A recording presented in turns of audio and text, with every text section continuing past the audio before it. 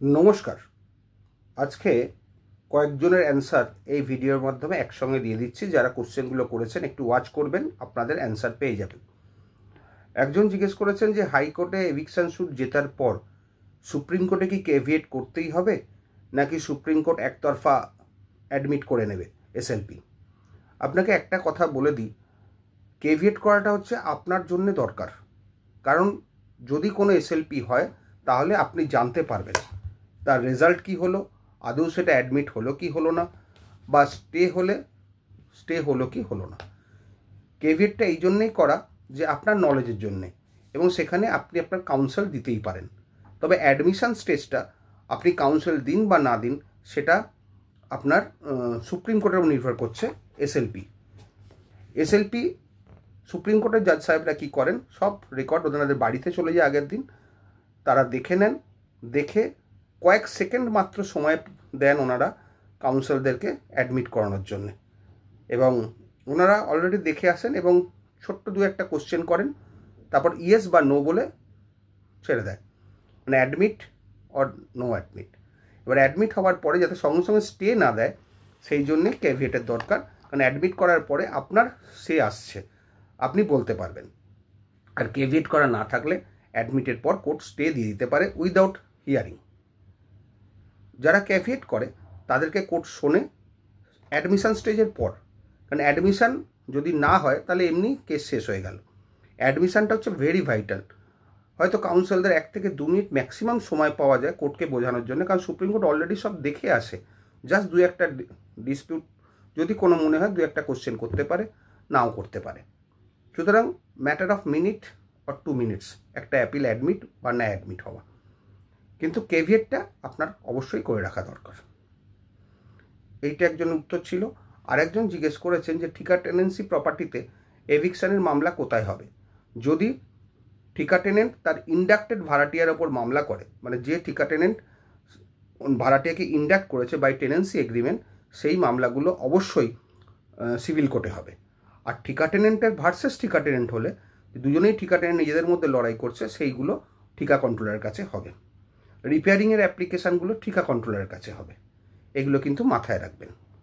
আচ্ছা, আর আরেকজন জিজ্ঞেস করছেন যে 2G মামলায় তাদের ওনারশিপ চ্যালেঞ্জ হয়েছে। হতেই পারে, যদি আপনাদের দেখা যায় যে আপনাদের পূর্বপুরুষরা বা আপনি যদি ল্যান্ডলর্ড থেকে থাকেন এবং টেনেন্ট মারা গেছে, তারপর 5 বছর হয়ে গেছে, ছেলেমেয়েরা ট্রেসপাসার্স হয়ে গেছে এবং ওয়াইফ লাইফ লং, এক্ষেত্রে আপনার কিন্তু ওনারশিপ চ্যালেঞ্জ হবে না। কারণ অলরেডি আপনি ল্যান্ডলর্ড তখনও ছিলেন, এখনও আছেন, এবং ওরা ট্রেসপাসার হয়ে গেছে আফটার 5 ইয়ার্স। আর ওয়াইফ কিন্তু ট্রেসপাসার হচ্ছে না, ওয়াইফ হচ্ছে লাইফ লং টেনেন্ট। তারপরেও তার এগেনস্টে উচ্ছেদের মামলা করে যে রিজনেবল রিকোয়ারমেন্ট অন্যান্য গ্রাউন্ডে 6 ফর 2G হবে না ওয়াইফের এগেনস্টে। এইটা হচ্ছে মূল বক্তব্য। আর ওনারশিপ তখনই চ্যালেঞ্জ হয় যদি কেউ কোনো নতুন প্রপার্টি কিনে 2G করেন, সেখানে ওনারশিপ চ্যালেঞ্জ হলেও হতে পারে। তবে টেনেন্টের কিন্তু ক্ষমতা নেই রাইট টাইটেল ইন্টারেস্ট চ্যালেঞ্জ করা, ল্যান্ডলর্ড ইন্ডাক্টিং ল্যান্ডলর্ড। কিন্তু যদি ডেরিভেটিভ টাইটেল হয় তাহলে টেনেন্ট চ্যালেঞ্জ করতেই পারে। এখানে অবশ্য ট্রেসপাসার্স, যেটা মেন জিনিস আপনাকে দেখাতে হবে আপনার ওখানে ওনারশিপ আছে এবং আপনি ল্যান্ডলর্ড ছিলেন, এখনও আছেন, বা আপনার পূর্বপুরুষরা ল্যান্ডলর্ড ছিল। তারপরে ট্রেসপাসার্স, টেনেন্ট আর ট্রেসপাসার হচ্ছে অটোমেটিক্যালি, এটা কিন্তু মাথায় রাখবেন, 5 ইয়ার্স হয়ে গেলে অটোমেটিক ট্রেসপাসার্স।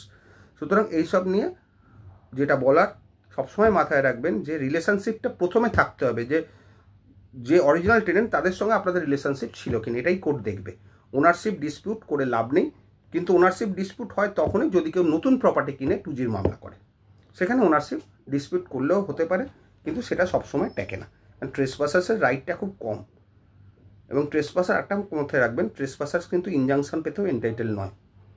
যদিও একটা হয় without due process of law, কাউকে তোলা না যায়, সেটা একটা ডিক্লারেটরি স্যুট হয়, কিন্তু ট্রেসপাসার্স তার বেটার কোনো টাইটেলের এগেনস্টে সহজে ইনজাংশন পায় না, বহু জাজমেন্ট আছে। আপনাদের সবসময় মাথায় রাখতে হবে যে ধৈর্য হারাবেন না, অধৈর্য হবেন না, লয়ারদের উপর ভরসা করতে শিখুন। হ্যাঁ, লয়ারকেও সেরকম সিনসিয়ার হতে হবে, অবশ্যই কর্মঠ হতে হবে এবং আইন জানতে হবে। সেটা সেই চয়েসটা আপনাদের করতে হবে, কি আইন জানে কি আইন জানে না। আপনাদেরকে যদি আপনাদের কোনো লয়ারের সঙ্গে আলাপ পরিচয় না থাকে, তাহলে আপনি একটু সময় করে কোর্টে আসবেন, কোর্টে এলেই দেখতে পাবেন কে কীরকম আর্গুমেন্ট করছে, হিয়ারিং করছে। আর না হলে চেনা পরিচিতির মধ্যে খোঁজ নিতে পারেন। এই হচ্ছে ব্যাপার। লয়ার ডাক্তার চুজ করাটা কিন্তু খুব টাফ। ঠিক মতো লয়ার, ঠিক মতো ডাক্তার, যদি ঠিক মতো লয়ারের কাছে যান, ডাক্তারের কাছে যান, অবশ্যই আপনার কাজ হবে। এই ঠিক মতো চুজ করাটাই কিন্তু ডিফিকাল্ট, বিশেষ করে আজকের দিনে। আর একজন কোশ্চেন করেছেন, শুধু কোশ্চেনই নয়, একটু অ্যাবিউসও করেছেন আমাকে। এখানে লিখেছেন ভিপজিওর বলে কেউ কোনো আইডি থেকে, এখানে লিখেছেন একটা মামলা করতে জিততে জিততেই 10 বছর চলে যায়, আপনারা লয়াররা রক্তচোষা, শুধু রক্ত চুষে নেন, আমার এই চ্যানেলে লিখেছে। যাই হোক, আমি উত্তরটা দিচ্ছি যে দেখুন, সব দোষ লয়ারের থাকে না, কিছু দোষ ক্লায়েন্টদেরও থাকে। এছাড়া অনেক সময় কি হয়, যেদিন ধরুন ডেট পড়েছে সেদিন কেউ মারা গেল, বা সেদিন ফুল কোর্ট হয়ে গেল, বা কোর্ট ছুটি হয়ে গেল, বা প্রাকৃতিক দুর্যোগ এত কেউ কোর্টে পৌঁছতে পারলো না, কোর্টে রেজলিউশন হয়ে গেল। এরকম অনেক ক্লায়েন্টের কপাল খারাপ, তাদের দেখি যেদিন তাদের ডেট পড়ে সেদিন এই দুর্ঘটনাগুলো ঘটে, সুতরাং তাদের মামলা হয় না। আবার অনেকের দেখেছি যাদের ডেট আছে সেই ডেটে প্রত্যেক ডেটে কাজ হয়ে যাচ্ছে। এগুলো কিছুটা ক্লায়েন্টদের ভাগ্যের ওপরও নির্ভর করে। মামলা হচ্ছে যেরকম উকিলের হাত যশ, তেমনি ক্লায়েন্টের ভাগ্য, দুটোই নির্ভর করে। আর কোন জজ সাহেবের হাতে পড়লো, সেই জজ সাহেব কীভাবে ডিল করছেন মামলা, এই সাইকোলজিটা বোঝা কিন্তু লয়ারদের কাজ।